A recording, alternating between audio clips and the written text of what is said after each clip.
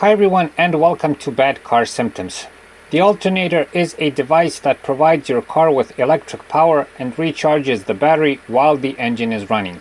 One of the crucial parts of the alternator are the bearings. They enable the rotor and the pulley of the alternator to spin freely and with minimal friction. When the two bearings are faulty, mostly due to material fatigue or a lack of lubrication, the alternator eventually stops working and you're left without electric power on your car, meaning that it is undrivable. Hopefully, this video will show you how to spot the symptoms of bad alternator bearings on time and help you solve the problem.